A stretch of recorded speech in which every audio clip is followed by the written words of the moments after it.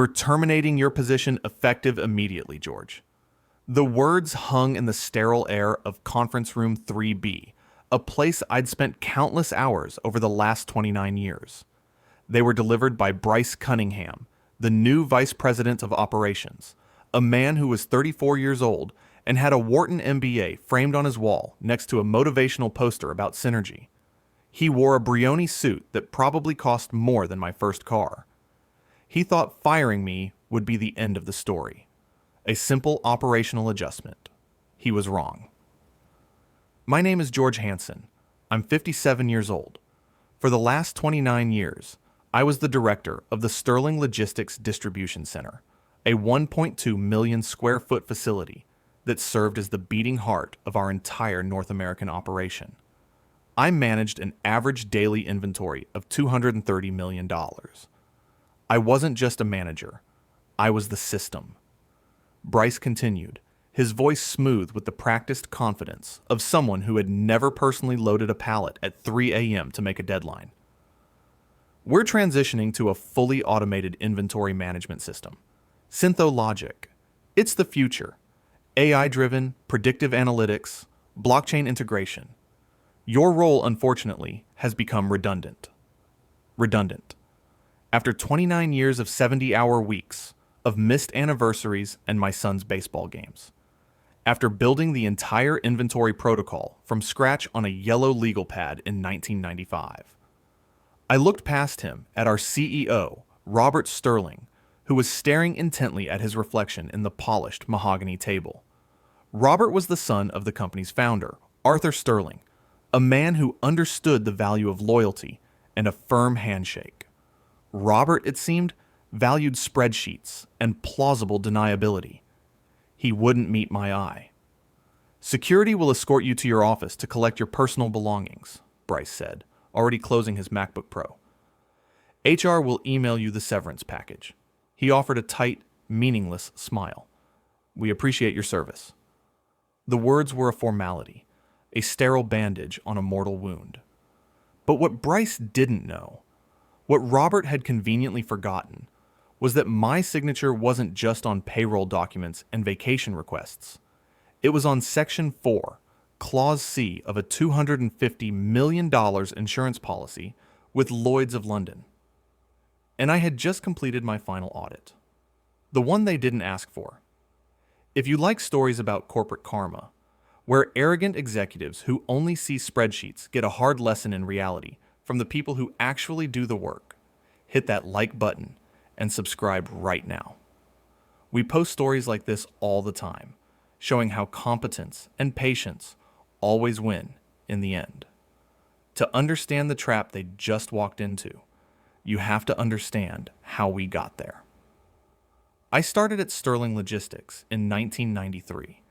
I was 28 years old, just out of the Army, where I'd spent 6 years in Quartermaster Corps, managing logistics in some of the most unforgiving environments on the planet.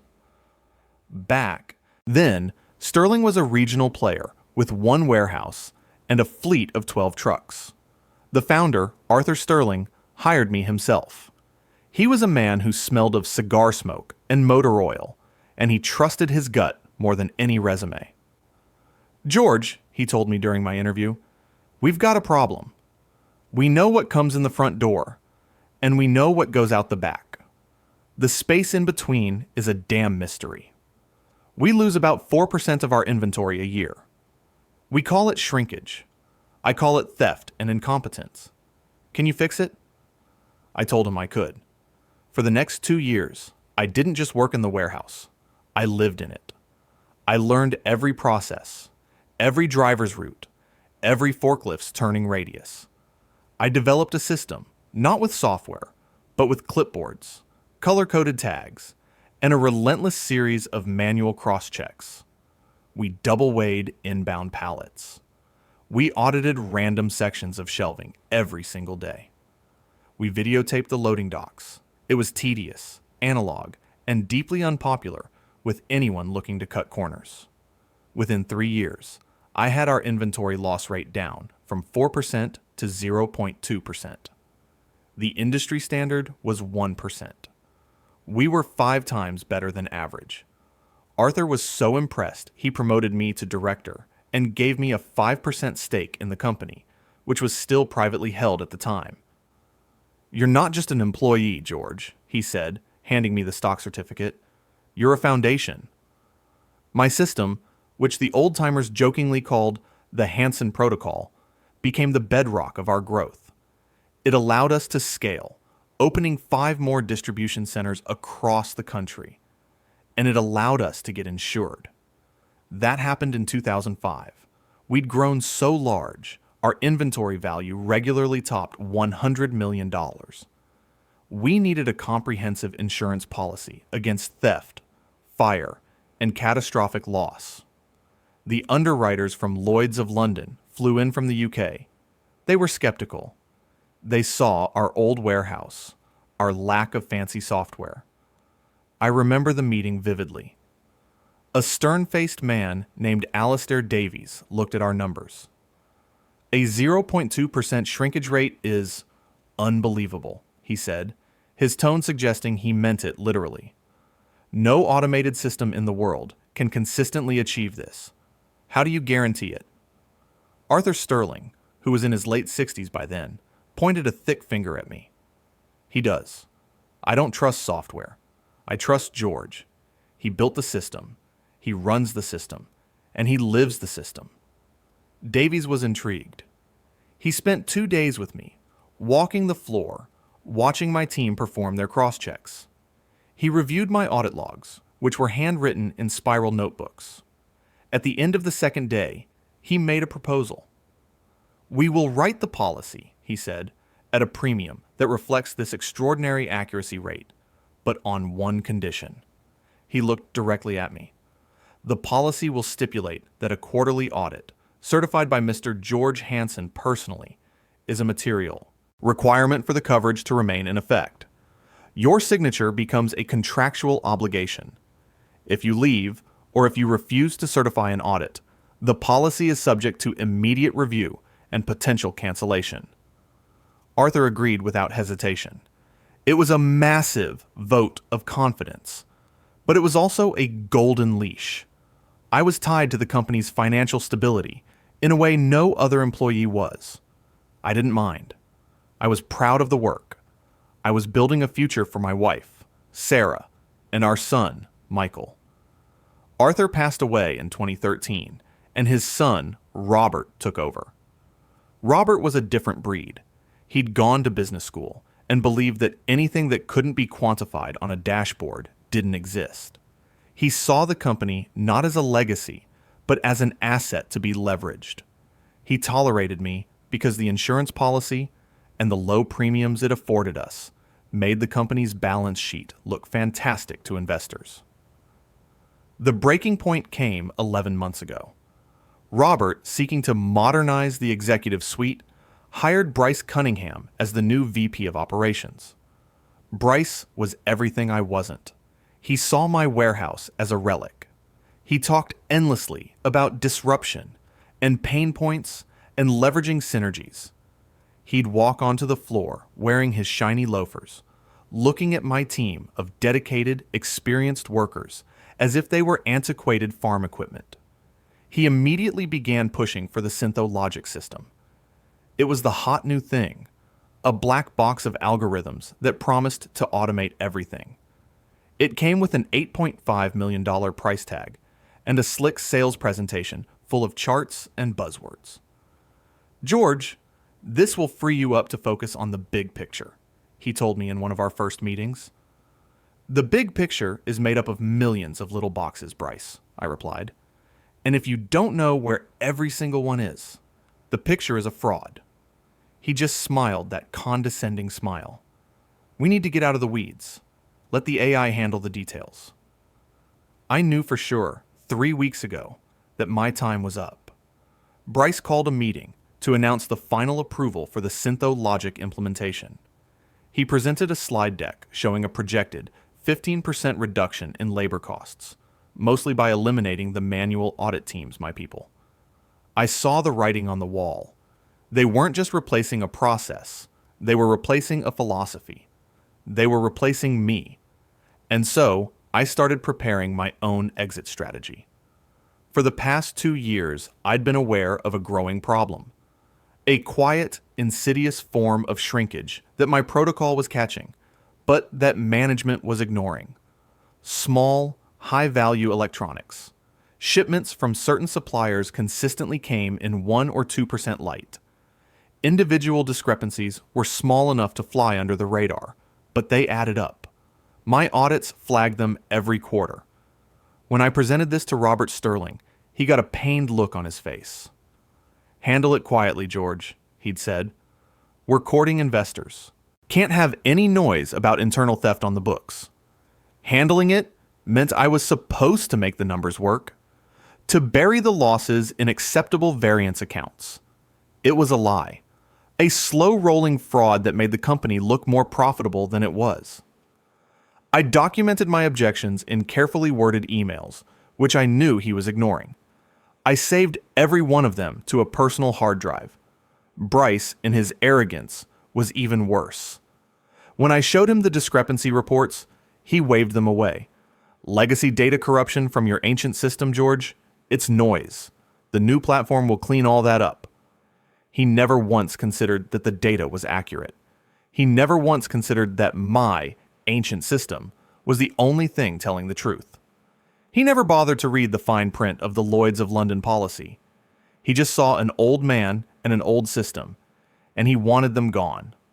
So, in my last 3 weeks, I conducted the most thorough audit of my career. I didn't just do my usual quarterly review. I did a full, top-to-bottom physical inventory. My team, loyal to me after decades of mutual respect, worked with me after hours. We worked in secret, using our own methods, off the official record. We counted everything.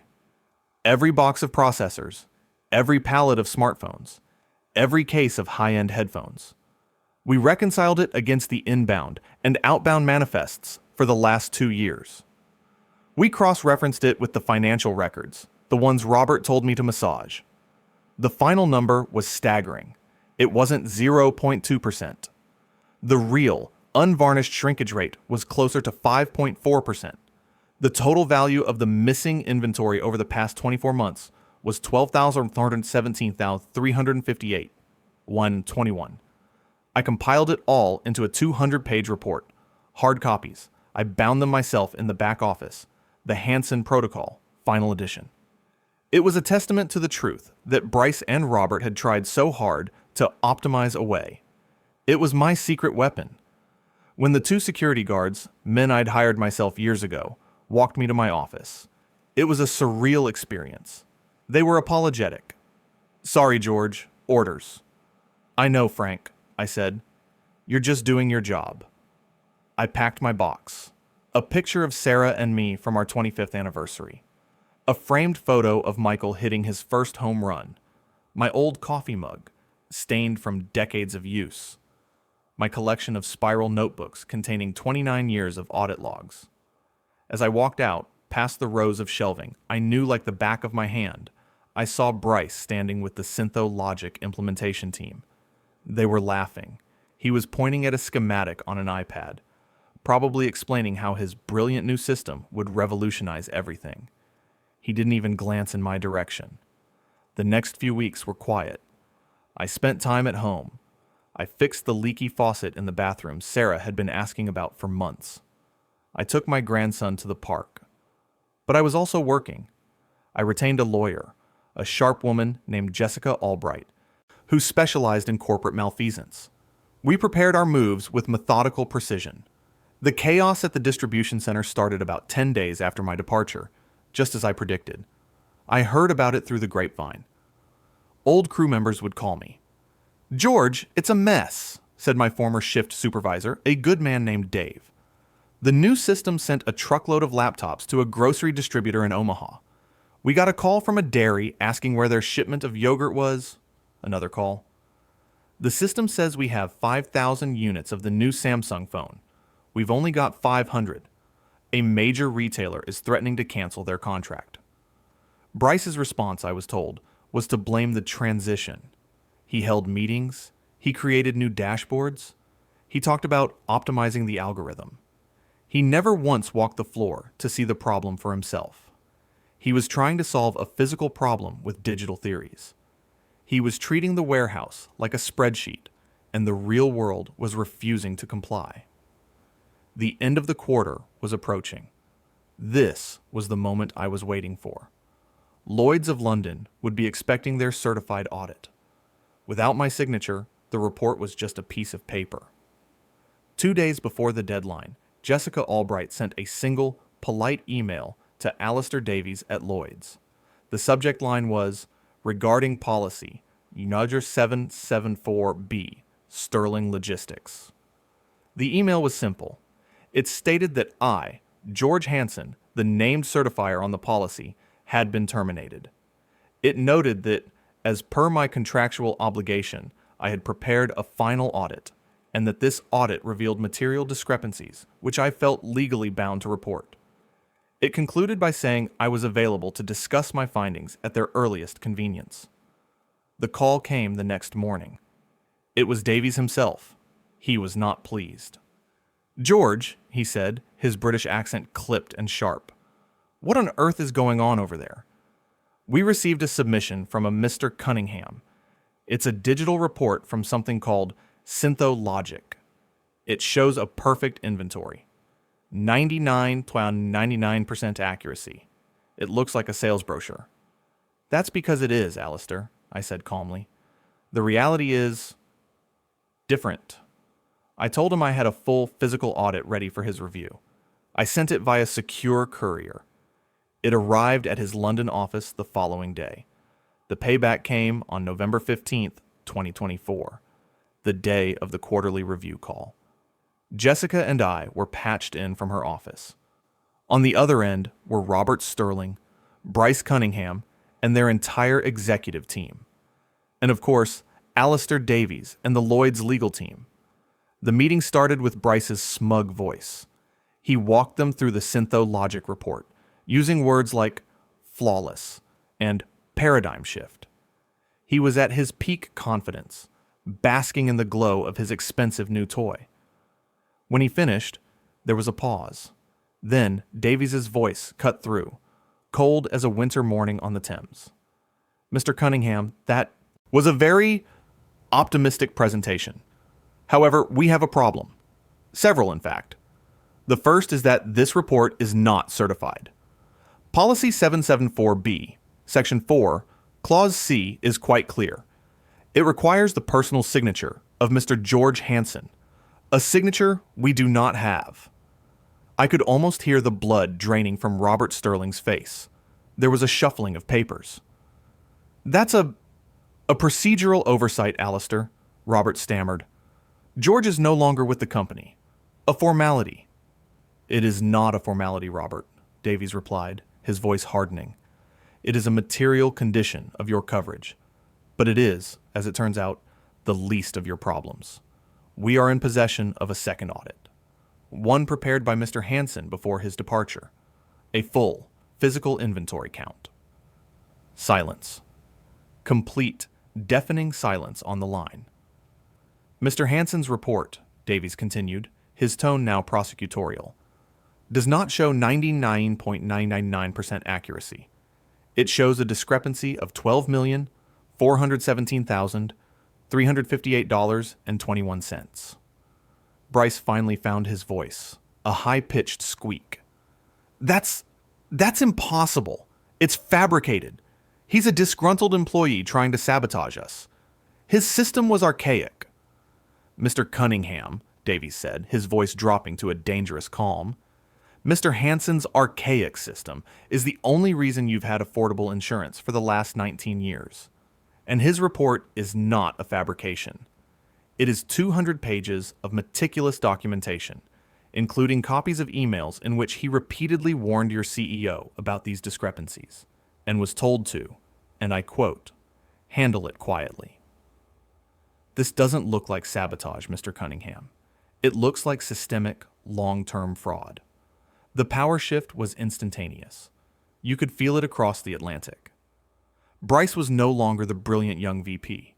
He was a cornered kid who'd been caught cheating. Robert Sterling was no longer the CEO.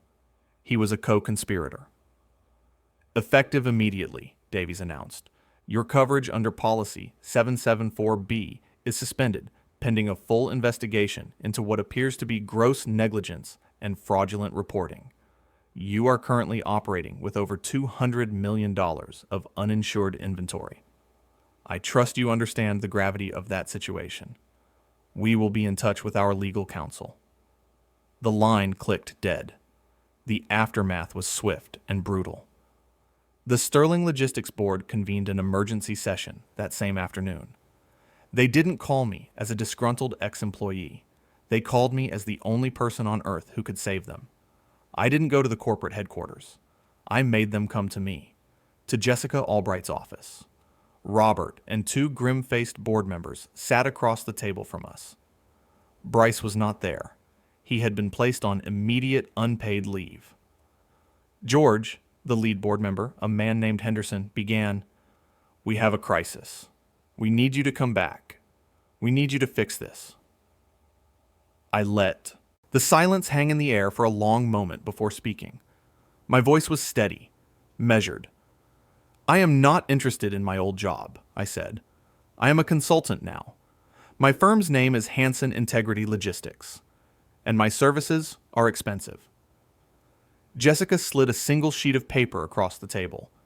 It was my list of non-negotiable terms. First, a one-time consulting fee of $2 million, payable immediately, to oversee the stabilization of the distribution network and the implementation of a verifiable inventory system, the Hansen Protocol. Second, the immediate and full vesting of all my stock options and pension benefits, calculated at their value prior to Bryce Cunningham's disastrous tenure. Third, the immediate termination, for cause, of both Robert Sterling and Bryce Cunningham. Fourth, a public letter of apology from the board, acknowledging my 29 years of service and my critical role in uncovering the operational deficiencies that threatened the company. Henderson read the list. He didn't flinch. He just nodded slowly. "And if we agree to these terms," he asked, "can you get the insurance reinstated?" "I can provide Alistair Davies with a plan and a timeline," I said. "I can restore operational integrity. What he does with that information is his decision, but without me, you have a bankrupt company on your hands by the end of the month." They agreed to everything. The wire transfer for my consulting fee hit my account the next morning. Bryce Cunningham was fired. His career in logistics was over before it had truly begun. The word fraud on an executive's record is a death sentence. The last I heard, he was managing a regional branch for a small trucking company in Ohio, a job he could have gotten straight out of college. The Brioni suits and the Tesla Model S were long gone. Robert Sterling was forced to resign in disgrace. He lost his multi-million-dollar golden parachute due to the for-cause nature of his departure. The fraud investigation uncovered by the insurer led to an SEC inquiry. He sold his shares at a massive loss to cover his legal fees. He had inherited a legacy from his father and, in less than a decade, had driven it into the ground through arrogance and neglect. The internal investigation, guided by my audit, identified 3 mid-level managers who had been orchestrating the theft. They were fired and faced criminal charges. The $8.5 million Syntho-Logic system was scrapped, a total write-off. The company had to pay me to come in and train a new generation of staff on my archaic manual protocol. I spent 6 months working as a consultant for them.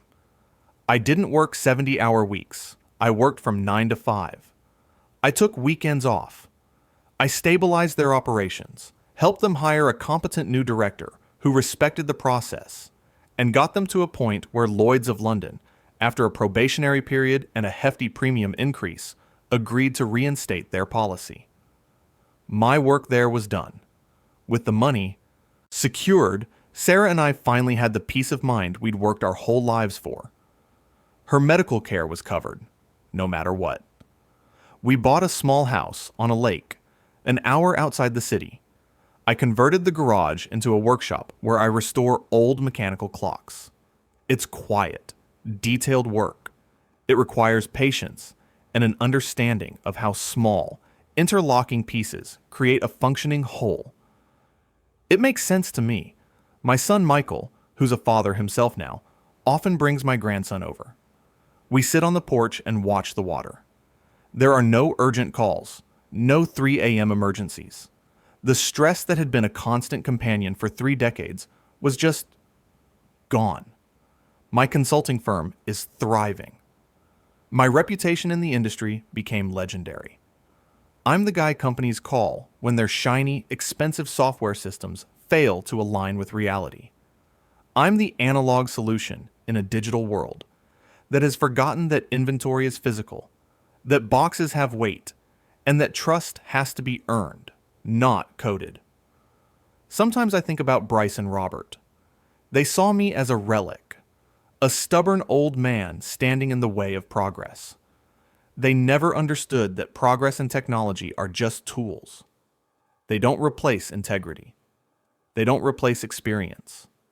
They don't replace the simple, unglamorous act of doing the work right every single day.